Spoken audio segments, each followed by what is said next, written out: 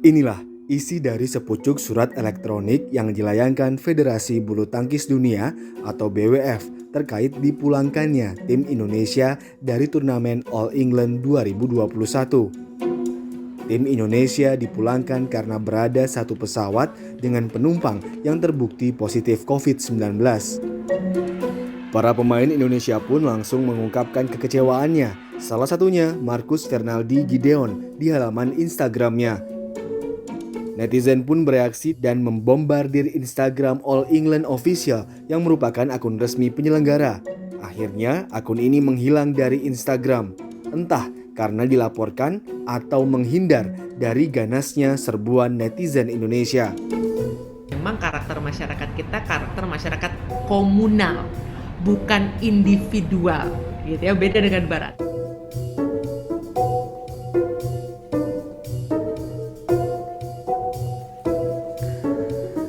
Tak hanya All England Official, masih banyak korban dari bidikan jempol netizen Indonesia. Sebut saja akun Gotham Chess di Twitter. Ia diserang habis-habisan karena telah menuduh Dewa Kipas curang dalam permainan catur di situs chess.com. Seketika itu, akun Gotham Chess diserbu oleh netizen Indonesia. Kelakuan netizen Indonesia yang tidak sopan ini diamini oleh survei yang dilakukan oleh Microsoft yang menobatkan Indonesia sebagai negara yang paling tidak sopan di Asia Tenggara.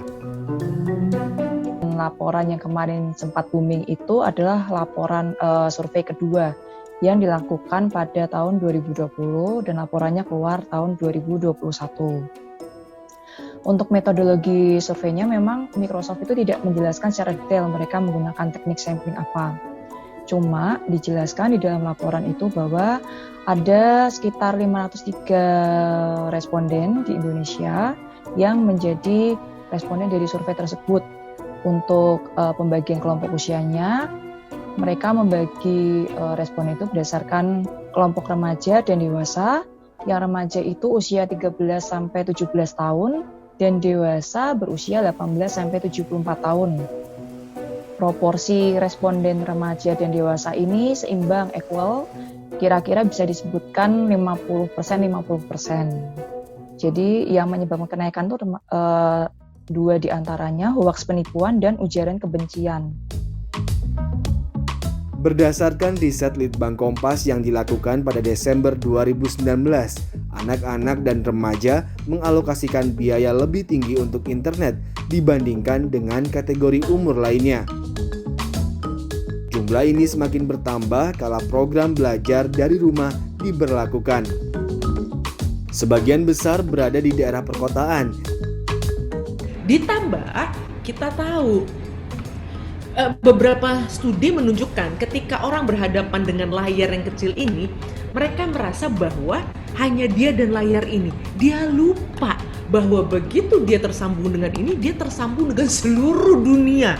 Nah, sehingga kemudian apalagi ketika yang berhadapan dengan layar ini adalah anak-anak, dia akan merasa dia dengan teman-temannya, sehingga kemudian merasa bebas untuk mengungkapkan kata-kata yang bagi kita itu sangat tidak tepat misalnya gitu kan. Nah, akan sangat naif kita orang dewasa ketika kita sibuk mengomentari perilaku anak-anak, tapi kita tidak pernah melatih mereka, termasuk bicara toleransi.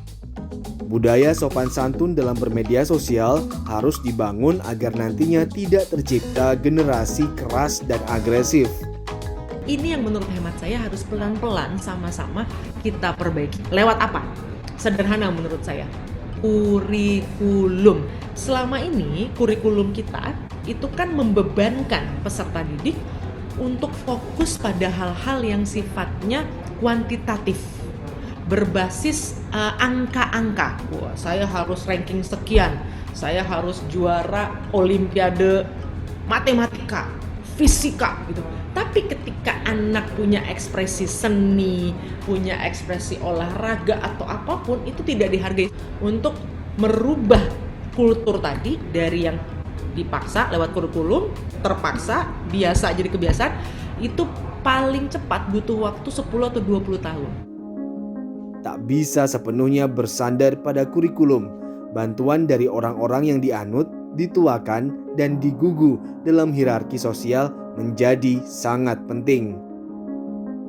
Tokoh-tokoh, orang-orang yang besar itu punya tanggung jawab moral untuk menjadi lokomotif bersikapnya masyarakat kita. Karena karakter masyarakat komunal itu salah satunya adalah lokomotif gerbong. Lokomotifnya kemana, gerbongnya biasanya ikut. Mudah-mudahan ikut, gitu ya. Dunia digital ini memberikan banyak kejutan yang luar biasa, secara budaya, secara moral dan sosial. Jadi, dan yang terkejut bukan cuma Indonesia, tapi seluruh bangsa di dunia. Namun, tentu itu bukan alasan demi nama baik bangsa. Pertanyaannya, apakah kita sebagai bangsa kemudian ingin dikenal sebagai masyarakat yang marah, bukan masyarakat yang ramah?